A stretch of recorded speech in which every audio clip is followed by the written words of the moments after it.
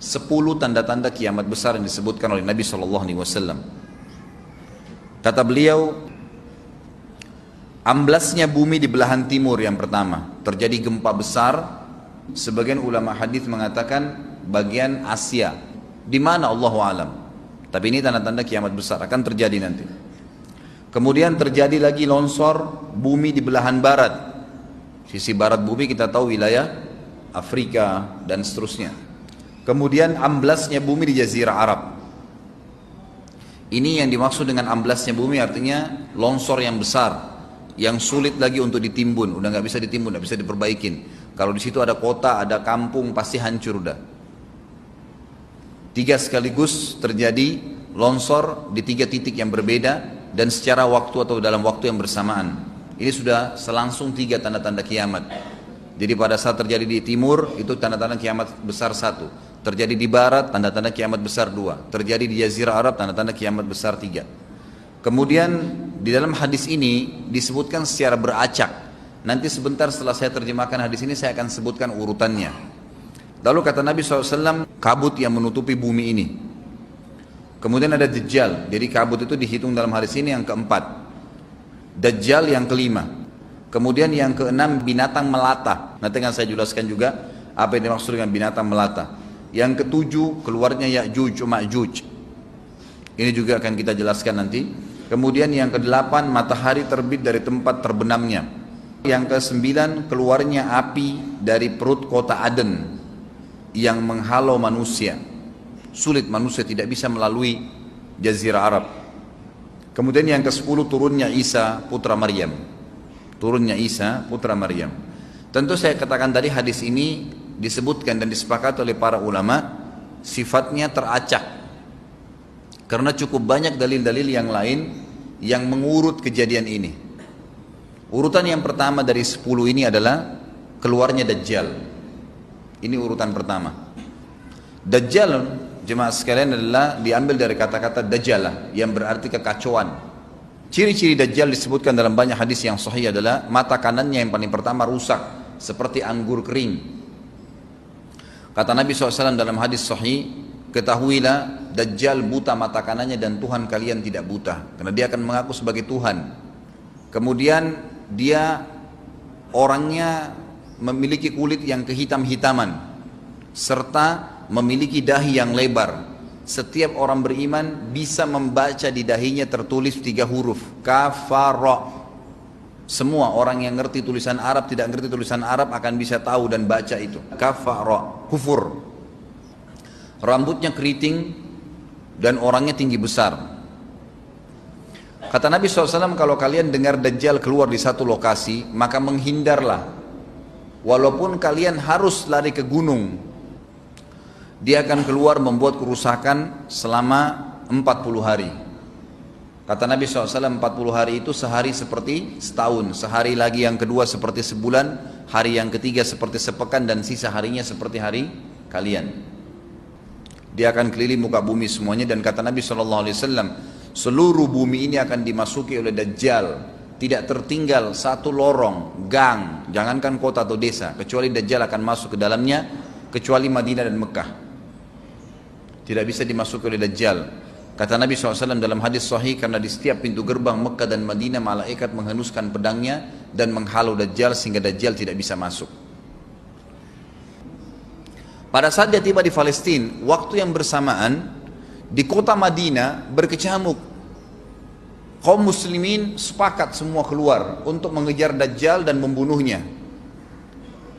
Keluar dari kota Madinah satu orang yang namanya seperti namanya Nabi Muhammad SAW, Muhammad bin Abdullah, dan dia dari turunan Nabi SAW juga. Dan orang ini punya julukan Mahdi, dikenal dengan Imam Mahdi. Inilah tanda-tanda kiamat yang kedua. Pada saat dia tiba di Mekah, dibaiatlah oleh banyak kaum muslimin, tidak disebutkan jumlah pasukannya, maka terbentuklah pasukan jihad yang mengejar Dajjal menuju ke Palestina. Lalu keluar tanda-tanda kiamat 3, langsung berentetan semua. Tanda-tanda kiamat besar yang ketiga adalah pada saat pasukan Imam Mahdi dengan pasukan jihad itu tiba di Darul Baydha namanya. Hadis menyebutkan di menara itulah, di masjid itulah Imam Mahdi mampir sholat asar bersama pasukannya. Dikatakan Isa alaihissalam akan turun sambil memegang kedua sayapnya malaikat, dan dari rambutnya yang basah meneteskan air. Maka dia pun turun, lalu kemudian dia masuk, dan orang-orang pada saat itu mengenalnya kalau dia adalah Isa, dan mereka sudah tahu ini masanya keluarnya Dajjal, ini Mahdi sudah ada, mereka tahu akan turun Isa, sudah ada informasi seperti saya sampaikan ke Bapak Ibu sekarang. Itu muslimin di zaman itu sudah tahu semua. Sholatlah mereka, kemudian mereka menuju ke Palestina. Ringkas cerita adalah Nabi Isa alaihissalam akhirnya tiba dengan pasukan mujahidin di depan pintu gerbang Babulut. Dajjal mengatakan, bukakan pintu gerbang, mereka tidak akan mampu melawan kita karena pasukannya mereka banyak memang. Maka Dajjal dengan sombongnya menunggu di depan pintu gerbang. Pada saat dibuka, Dajjal kaget melihat ada Isa alaihissalam. Dan pada saat itu kata Nabi SAW, Dajjal faham kalau sudah tiba ajalnya. Begitu melihat Isa alaihissalam, dia lari dan badannya sambil meleleh di depan para pengikutnya.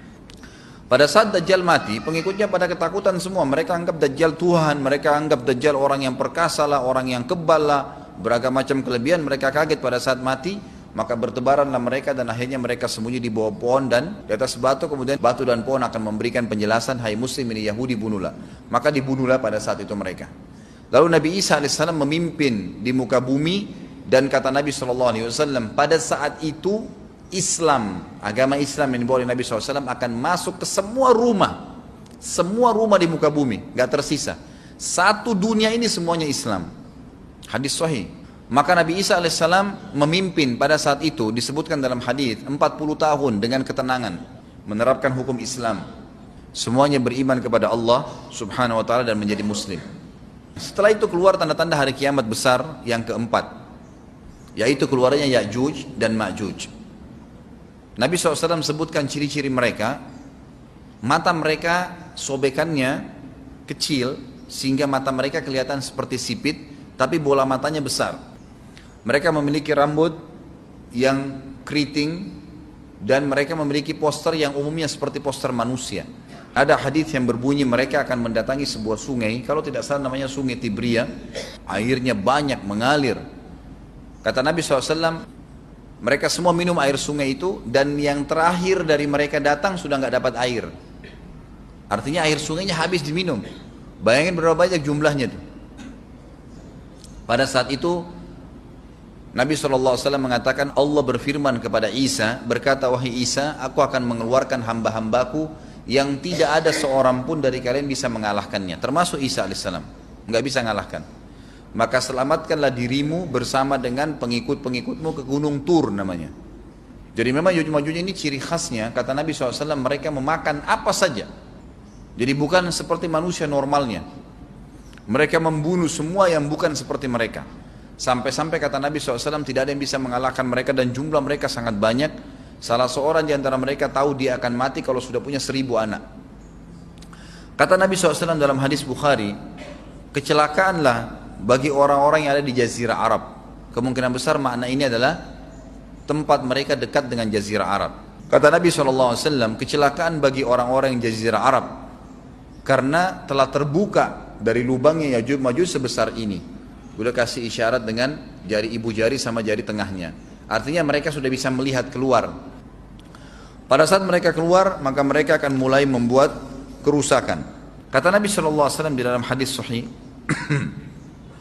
riwayat Imam Bukhari, bahwasanya Ya'juj Ma'juj akan membunuh siapapun yang mereka temui. Bahkan pada saat mereka sudah merasa menguasai bumi, mereka melepaskan anak-anak panah mereka ke langit. Lalu Allah menurunkan anak-anak panah mereka sebagai fitnah dipenuhi dengan darah. Maka mereka berkata, kami telah membunuh semua yang ada di bumi dan semua yang ada di langit. Kata Nabi SAW, Allah lalu mengizinkan Isa untuk berdoa kepada Allah agar memusnahkan mereka. Maka Isa alaihissalam pun akhirnya berdoa, meminta kepada Allah subhanahu wa ta'ala agar mereka semua dimusnahkan.